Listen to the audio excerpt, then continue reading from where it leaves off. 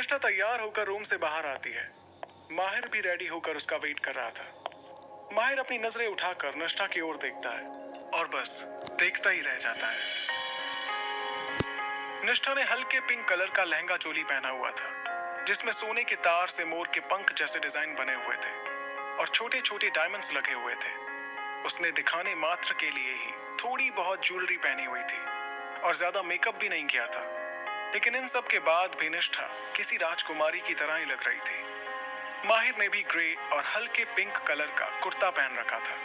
वो भी किसी राजकुमार की तरह ही लग रहा था, जो अपनी राजकुमारी का बेसब्री से इंतजार कर रहा था। निष्ठा आकर माहिर के पास खड़ी हो गई। माहिर तो बस निष्ठा को देखे जा रहा था। कुछ देर तक माहिर कुछ नहीं कहता तो निष्ठा कहती है, हमें आपसे बात करनी है। माहिर अपने होश में वापस आता है और कहता है, बोलो। निष्ठा कहती है, हमारी कुछ शर्तें हैं, आप उन्हें पूरी करेंगे तभी हम आपसे शादी करेंगे। माहिर अपनी आंखें छोटी करते हुए निष्ठा को देखते हुए कहता है, मुझे नहीं लगता तुम्हारी सिचुएशन ऐसी है कि तुम मेरे आगे शर्त रख सको, लेकिन मैं फिर भी तुम्हारी शर्तें सुन लेता हूँ। बोलो।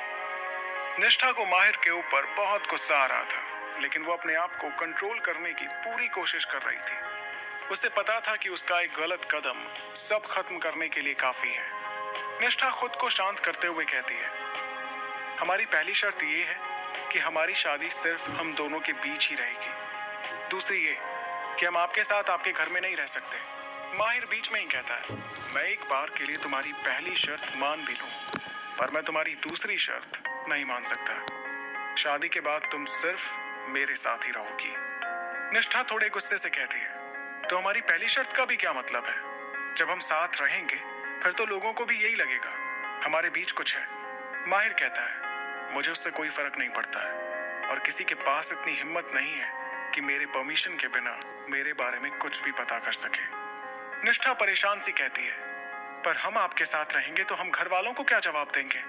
माहिर कहता है, वो सब तुम्हारी प्रॉब्लम है। तुम्हारी और कुछ शर्तें हैं तो जल्दी कहो। निष्ठा का मन तो कर रहा था कि सामने खड़े इंसान के टुकड़े टुकड़े कर दे। निष्ठा को पता था वो दूसरी शर्त के बारे में और कुछ कहेगी तो माहिर शायद आगे की भी शर्त ना सुने। निष्ठा जल्दी से कहती है, हमारी अगली शर्त यह है कि आप हमें हाथ भी नहीं लगाएंगे। माहिर अपनी आंखों पर चश्मा चढ़ाते हुए कहता है, इसकी गारंटी मैं नहीं दे सकता और मुझे तुम्हारी कोई और फालतू सी शर्त नहीं सुननी। इतना कहकर वो निष्ठा का हाथ पकड़ता है और उसे खींचते हुए बाहर ले जाता है। निष्ठा उस राक्षस को मन ही मन कोस रही थी। निष्ठा ने सोच लिया था कि माहिर ने कंपनी में जो भी करवाया है उसे पहले ठीक करेगी, फिर माहिर को डिवोर्स दे देगी। माहिर निष्ठा को ले जाकर कार में बिठा देता है। माहिर खुद कार ड्राइव करता है। दोनों वहां से निकल जाते हैं। माहिर एक नजर निष्ठा को देखता है और खुद से कहता है, 5 साल पहले जो हुआ वो तुम भूल गई होंगी, पर आज तक मैं तुम्हें नहीं भूल पाया हूं और अब तुम सिर्फ और सिर्फ मेरी हो। जो तुमने मेरे साथ किया था ना, उसकी सजा तुम्हें जरूर मिलेगी।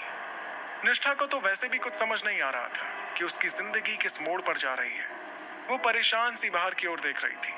वहीं माहिर बार बार निष्ठा को देख रहा था। निष्ठा को बहुत अजीब लग रहा था। वो खुद को रिलैक्स करने के लिए रेडियो ऑन करती है, लेकिन एफएम वाले भी ऐसा गाना बजा रहे थे कि निष्ठा का मन कर रहा था कि अभी जाकर उनका सर फोड़ दे। निष्ठा अचानक रेडियो बंद कर देती है क्योंकि उससे और सुना नहीं जा रहा था। माहिर अजीब तरीके से निष्ठा को देखता है। निष्ठा बाहर की तरफ देखने लगती है। दोनों रास्ते भर एक दूसरे से कुछ नहीं कहते हैं।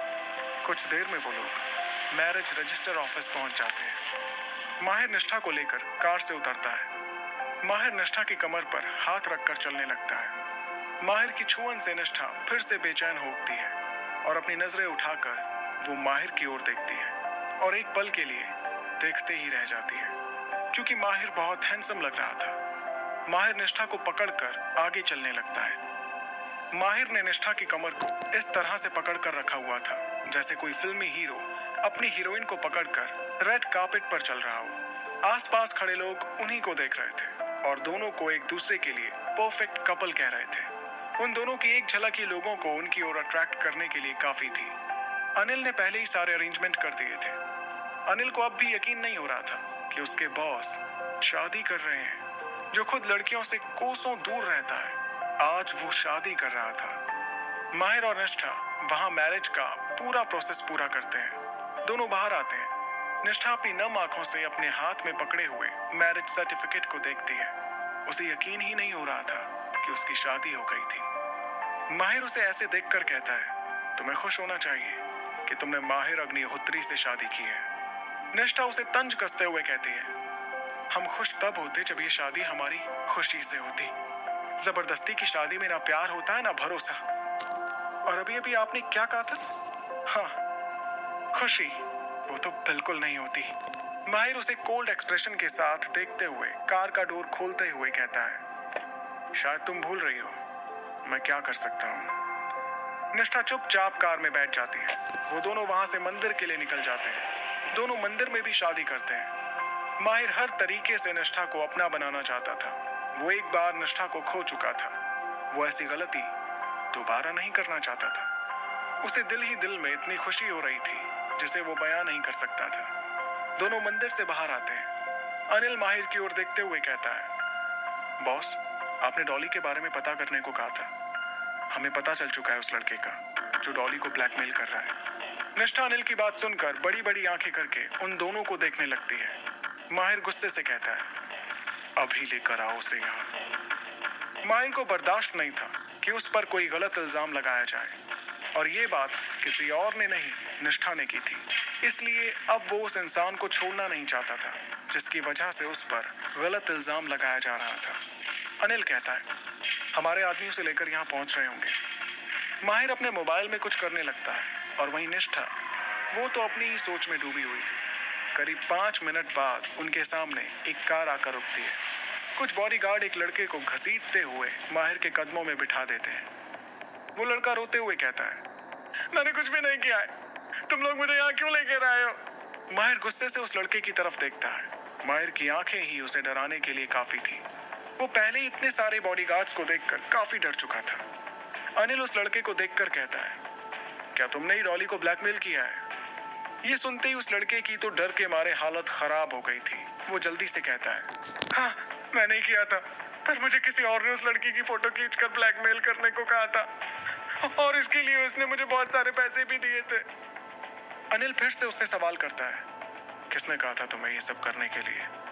वो लड़का कहता है, मुझे नहीं पता, उसने मुझे उस लड़की की फोटो भेजकर मैसेज किया था।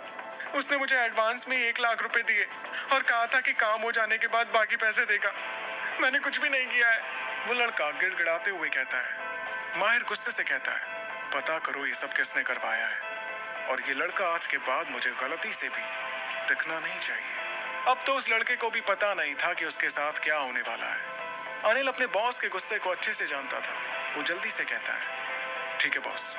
बॉडीगार्ड उस लड़के को खींचते हुए वहां से ले जाते हैं। वो लड़का बस उसे छोड़ने की भीख मांग रहा था, पर उसकी बात सुनने वाला कोई नहीं था। अनिल भी वहां से निकल जाता है। अब वहां सिर्फ निष्ठा और माहिर रह गए थे। निष्ठा को अब भी यही लग रहा था कि माहिर ये सब नाटक कर रहा है। माहिर निष्ठा की ओर देखता है जो अलग ही दुनिया में खोई हुई थी। माहिर झट से निष्ठा को अपने करीब खींचता है और कार से सटा देता है, जिसके कारण निष्ठा घबरा जाती है। माहिर कहता है, अब से तुम सिर्फ मेरी हो और तुम्हारी हर सांस पर सिर्फ मेरा हक है। तुम जहां जाओगी मुझसे परमिशन लेकर जाओगी। माहिर की बातों से निष्ठा डर सी जाती है। वो हिम्मत करके थोड़ी तेज आवाज में कहती है, मैं आपकी कोई प्राइवेट प्रॉपर्टी नहीं हूं। और आप? माहिर बीच में ही उसी टोन में कहता है, अब से तुम मेरी प्राइवेट प्रॉपर्टी हो, और मेरे अलावा तुम किसी लड़के के पास भी नहीं जाओगी। समझ आई मेरी बात? इससे पहले निष्ठा कुछ कहती, माहिर कार का दरवाजा खोलता है और निष्ठा को कार में बिठा देता है। निष्ठा को माहिर के ऊपर बहुत गुस्सा आ रहा था। वो उसकी एक भी बात नहीं सुन रहा था। माहिर ड्राइविंग सीट पर बैठ जाता है और दोनों वहां से निकल जाते हैं। निष्ठा को समझ नहीं आ रहा था कि उसके साथ ये सब क्या हो रहा था। कुछ ही घंटों में उसकी जिंदगी तहस नहस हो गई थी। वो चारों ओर से परेशानियों से घिरी हुई थी। वो अपने घर वालों और तेजस को इस सब के बारे में कैसे बताएगी, यही सब सोच सोच कर उसका सर फट रहा था। वहीं माहिर निष्ठा से शादी करने के बाद काफी खुश था, क्योंकि वो जल्द से जल्द निष्ठा को हासिल करना चाहता था। उसे डर था कि कहीं तेजस और निष्ठा की शादी ना हो जाए। दिल्ली में लंच टाइम हो गया था और आरोही अब भी अपने काम में लगी हुई थी। तभी उसके पास एक लड़की आती है और कहती है, हेलो। आरोही अपनी नजरें उठा के उस लड़की को देखती है। आरोही भी हल्की सी मुस्कान लिए कहती है, हाय। वो लड़की कहती है, मेरा नाम कीर्ति है। क्या तुम मेरे साथ कैंटीन चलोगी लंच करने के लिए? आरोही अपनी सीट से उठते हुए कहती है, ठीक है, चलते हैं। वैसे भी आरोही को उस शैतान से भी बचना था, जो आने के बाद आरोही से सबसे पहले यही पूछता कि उसने खाना खाया या नहीं। दोनों कैंटीन की ओर चल देते हैं। कीर्ति उसे देखते हुए कहती है, वैसे तुम्हारा नाम क्या है? आरोही कहती है, मेरा नाम आरोही है। कीर्ति मुस्कुराते हुए कहती है, आरोही, बहुत अच्छा नाम है तुम्हारा। आरोही हल्का सा मुस्कुरा देती है। दोनों जैसे ही कैंटीन में पहुंचते हैं, तभी एक लड़का उनके पास आता है। वो लड़का कहता है, हेलो कीर्ति। कीर्ति उसे देखते हुए कहती है, ओह हाय, कैसे हो तुम? सामने खड़ा लड़का कहता है, मैं तो बिल्कुल ठीक हूँ। वो आरोही की ओर इशारा करते हुए कहता है, वैसे ये मिस ब्यूटीफुल कौन है? कीर्ति आरोही को देखते हुए कहती है, ये आरोही है, आज ही इसने कंपनी ज्वाइन की है। कीर्ति उस लड़के की ओर इशारा करते हुए आरोही से कहती है, आरोही, ये कुणाल है, मेरा फ्रेंड। ये भी इसी कंपनी में पब्लिक रिलेशन डिपार्टमेंट में काम करता है। कुणाल का नाम सुनते ही आरोही के चेहरे का रंग बदल गया। वो उससे आगे का कुछ भी नहीं सुन पाती, क्योंकि उसके कान में सिर्फ कुणाल का नाम गूंजने लगा था। कुणाल कहता है, hello Aarohi, you are looking so beautiful. Aarohi अपने आप को संभालती है और धीरे से कहती है, हेलो। वो मुश्किल से इतना ही बोल पाती है। कीर्ति और कुणाल अपनी बातें करते हैं और आरोही चुपचाप उनकी बातें सुनती है। सब अपना खाना खत्म करते हैं और अपने अपने काम के लिए निकल जाते हैं। मुंबई में शाम हो चुकी थी। निष्ठा और माहिर वापस फार्म हाउस आ जाते हैं। निष्ठा चुपचाप कार से उतरती है और अंदर की ओर चल देती है। वो पहले ही बहुत परेशान थी, ऊपर से उसके कपड़े उसे बहुत परेशान कर रहे थे। वो जल्दी से कपड़े चेंज करना चाहती थी। वो सीधे रूम में जाती है। माहिर भी उसके पीछे पीछे रूम में आ जाता है। माहिर सीधे निष्ठा को बेड पर धक्का देता है और उसके पास आकर अपने होंठ उसके होठों पर रख देता है।